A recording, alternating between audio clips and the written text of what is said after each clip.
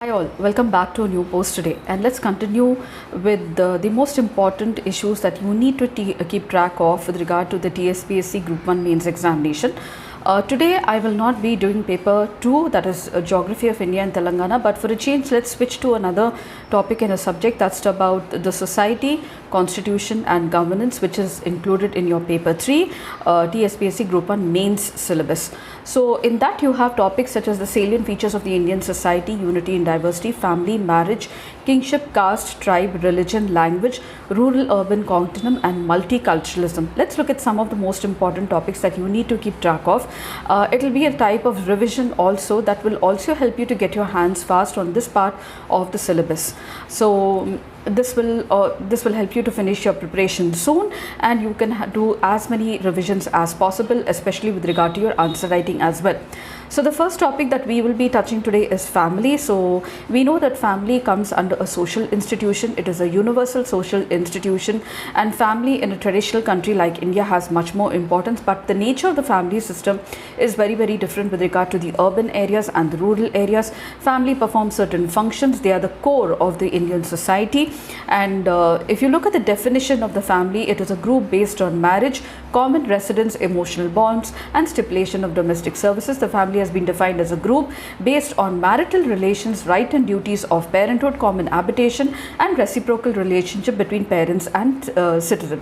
Families serve certain functions. They are the key institutions in any society, in any given country. So there are variations in many family forms that you need to remember. With regard to residence, you have your matrilocal families and your patrilocal family.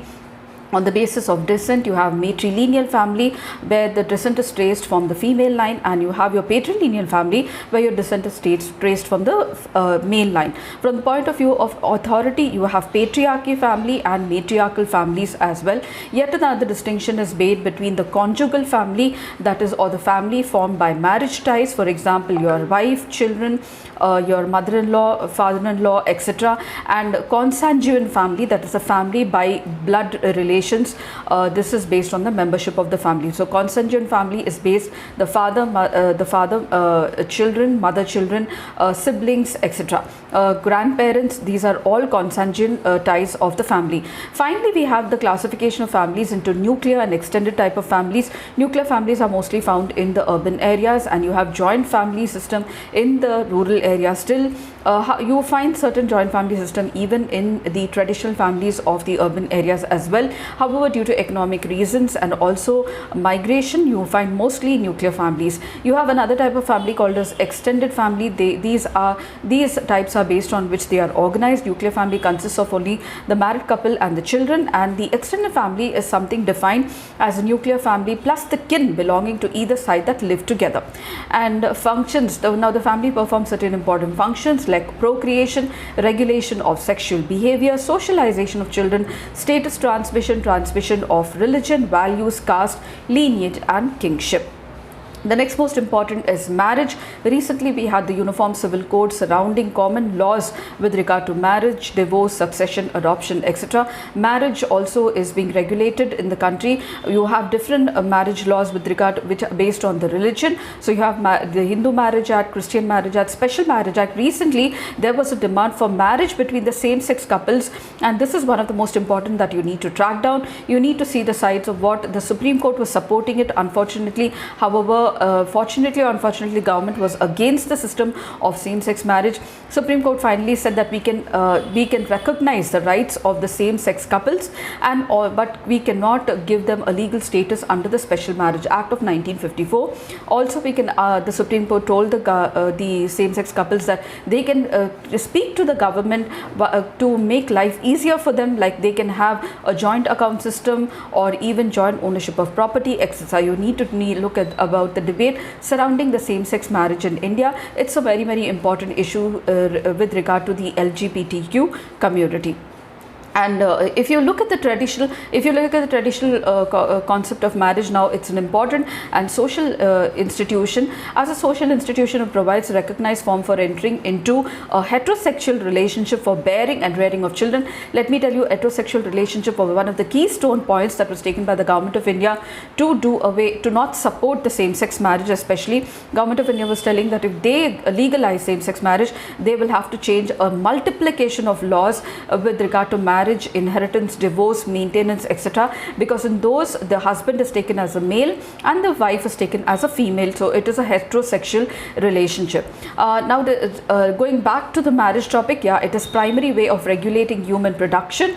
This reproduction, however, also has a sociological dimension. The right of sexual relationship that universally accompanies marriage provides legitimization of children that are born through wedlock. The legitimacy is of great importance in matters of inheritance and succession.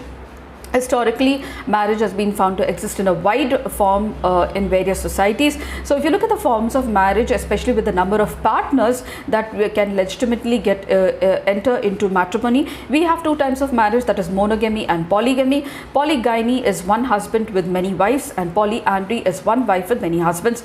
All societies have prescriptions and proscriptions regarding whom one may marry and whom one should not marry. So endogamy is one such thing which requires an individual to marry culturally within the defined group of which or she is belonging to, for example, the caste. So the exogamic rule prohibits marriage between siblings, that is brother and sister, and parent and child, which is followed in almost all the societies. Recently, there have been many changes in marriage. So before, marriage now is not typically happening as it used to be done in the old days. So you have many marriage sites coming up, you have many dating apps coming up, you have certain things called as live-in relationship that couples are now going into before finalizing their marriage. Divorce is becoming very common because of individual rights, because of people becoming independent economically, and also they having their own wish in their marriage and not taking the consensus of the family members. Industrialization, urbanization has ushered into many changes which are found in which has affected the institution of marriage all around the world. And marriage, as I told you, is very much related to procreation, legitimizing succession, inheritance, children. So there is one thing called as surrogacy. Surrogacy in India has now been regulated. So there was a lot of problem with regard to people who went for surrogacy, but then they gave up on the child rights because they divorced or they separated, or maybe because of the surrogacy is one thing which is very important related to marriage. You need to know the recent surrogacy law that was brought into India. Coming back again, the changes of the marriage that are being found in industrialized and urbanized societies. There are changes in the form of marriages that are happening, change in the mate selection, especially with regard to caste, religion, with regard to age. Many of the women are now older than the men. This is one of the trend that is also happening. So age is definitely not taken into consideration. There is there is change in marriage rituals and custom.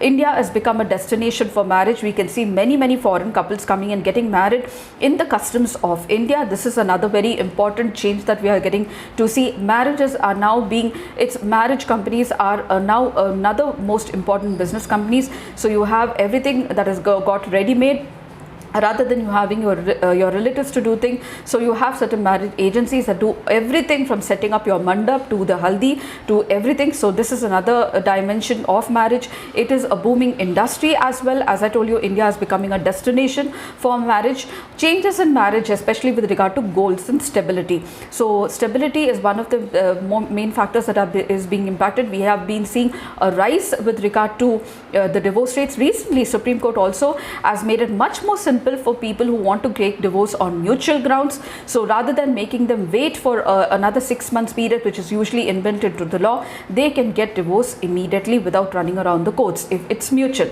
And yes, these are the changes. Also, with regard to marriage, there is something very important that recently came up, that is about the age of women with regard to marriage. So recently, the government of India brought about the Prohibition of Child Marriage Bill 2021, which aims to raise the marriageable age of women to 21 years. It has not come into force as of yet. There are many pros and cons to this. There is also a lot of support and also criticisms to this. You need to look at all these dimensions as well.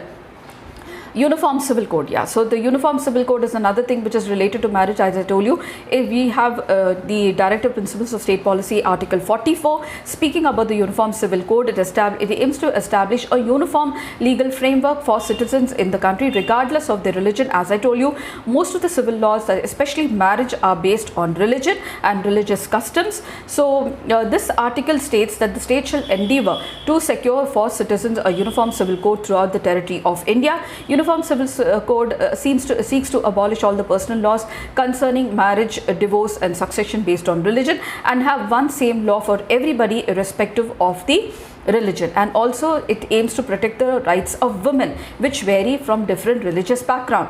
So the Constitution explicitly says that state can only endeavour to achieve a common code amongst its citizen and rather to enforce it. So it's not justiciable and not enforceable. As we all know, the directive principles of state policy are not enforceable unless there is a particular law to it. Implementation of UCC, they say that violates the fundamental rights guaranteed under citizenship. Which rights? That's Article 25, right to profess and practice one's religion, and also Article 29 with regard to distinct culture. Now, and also it contradicts the provisions of the Constitution, which provide special provisions for states like Nagaland, Mizoram, northeastern states, etc. These provisions under Article 371 from A to H seek to protect certain customs and traditions of these states. So these states say, which are tribal in nature, that the Uniform Civil Code was going to violate their rights with regard to protection of customs and religion. The proposal of UCC is now being looked into not only by the Government of India but also the Law Commission, and it is being put into the public domain for views. The UCC has encountered residents not only from Orthodox Hindus, Sikhs and Muslims, but also minorities whose customs have remained untouched since the British rule. Even the framers of the Indian Constitution were unable to resolve this conundrum and therefore did not include the UCC or the Uniform Civil Code under the fundamental rights, and purposely placed it under the directive principles of state policy. We should remember that India is a multi-religious, multi-ethnic, multi-custom country where you have diverse people from different religious background, custom. So these things are a little bit very critical, and it's not very easily we can enforce them. Supporters of the UCC argue that it fosters national integration and gender equality. Especially, I told you that the women's right vary from each and every religion with regard to marriage, maintenance and divorce. However, concerns have been raised that its enforcement may infringe on the rights and distinct practices of the minority, and also will violate the right to privacy as well. Recently, the Tamil Nadu government pointed out that the uniform nation does not necessarily imply a unified nation, and believes that the UCC will only erode the boundaries of toleration despite being non-cognizable. The next important topic is kinship. So kinship is a system that refers to a set of persons that are relatives either by the virtue of blood relationship or by the virtue of marriage. And in sociology, all the blood relationships are known by a technical term called as consanguinity. Similarly, all the relationships through marriage are referred to a term by affinity. For example, if the relationship between a mother, son, daughter, sister, brother and sister, father, son, daughter are consanguineal, while the relationship between a father, mother-in-law, daughter, son-in-law are affinal. Networks built around the kinship relationship play a very, very important role, not only in rural and urban areas, but they are a system that seeks to continue the caste system, the occupation related to your caste, etc., succession, inheritance, descent, etc. Anthropologists have looked at kinship system from the point of view of descent and alliance. So formally speaking, there are about 6 avenues of transmission of descent group membership from parents to children. One are patrilineal, where the descent is traced through the male member of the family, that is from the father or the son. Matrilineal, where the descent is traced from the female line of the family, that's the mother or the daughter. Double or dulineal or bilineal, where the descent is traced both from the father's line and the mother's line for different attributes such as movable property in one line and immovable property on another.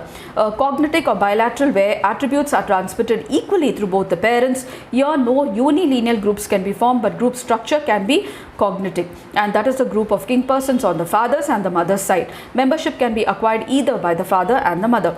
Parallel descent, this is a very rare form of descent, and these lines are sex specific, so men transmit to their sons while the women to their daughters. And finally, you have the cross or the alternate type of descent. This is also very rare. Here men can transmit to their daughters and the women to their son. Kinship plays a very important role in cooperation, conflict, inheritance of status, surname, your clan, property, succession, caste and subcaste. And this is one of the region where you have the reasons why you have the caste system still prolonging in the country like India, and definitely this will not end. Caste. Now the next most important topic that we are going to see is caste. So caste is a system we know is of social stratification and which lies at the very root of our social structure system in India. Caste system structure is that a pattern of social behavior in which the groups and individuals are guided by prescribed set of norms, values, sanctions and very closely related to occupation. Sociologists have defined caste or jati as a hereditary endogamous group which is usually localized.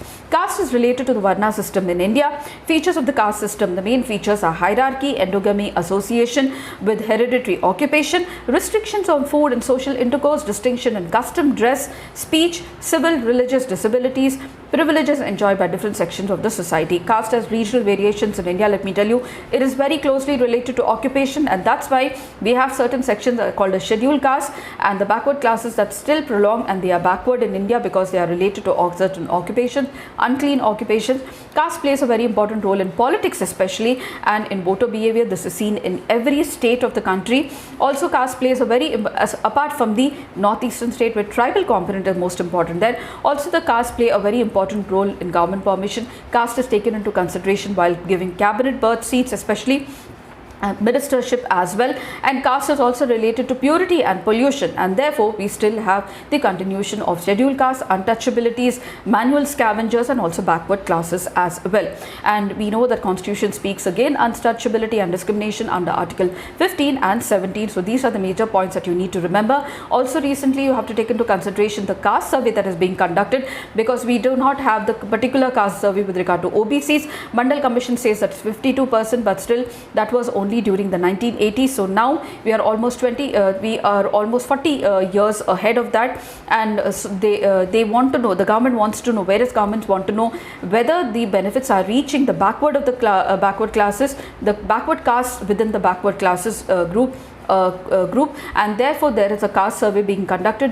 Bihar is undergoing a caste survey recently, though the government of India says that we have a socio-economic caste census that was performed in 2011, but unfortunately the data they say is distorted, and therefore they could not publish the data publicly. Also there is certain considerations with regard to states performing individual caste surveys, because census operation is under the union list and therefore it is a right of the center, and there is a debate that the states are encroaching into the center's domain. But however, the intention is very clear that they want to know whether the right castes are getting the right benefits of reservation and whether the other castes are being left out from the reservation especially.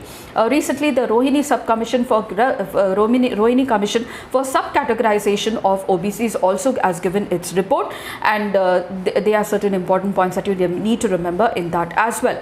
Coming to the next topic, that's tribe. So the term tribe originated at the time of Greek city-states and early formation of the Roman Empire, and though the word tribe is derived from a Latin word tribus, it has been since transformed to mean a group of persons forming a community and claiming descent from a common ancestor. We have in census of India, we have tribes constituting almost 8.6% of the population. We have another differentiation, scheduled tribes, that is, and recently many states have been certain tribes from many states have been added into the scheduled tribe list. So scheduled tribes are the list is given by the central government through a constitutional order, and this is given by the President of India, and the scheduled castes and the scheduled tribes are defined under article 341 and 342 of the Indian Constitution. The tribes in India belong to 4 categories: Negritos, Mongoloids, Mediterranean and Proto-Australoids. We have different classifications in this also. We have scheduled tribe, denotified, nomadic, semi-nomadic tribal communities, particularly vulnerable tribal groups. Recently the government has launched the particularly vulnerable tribal group mission, in the recent budget for developing these tribals on par with the others. You have the National Tribal Research Institute being set up by the Government of India in New Delhi.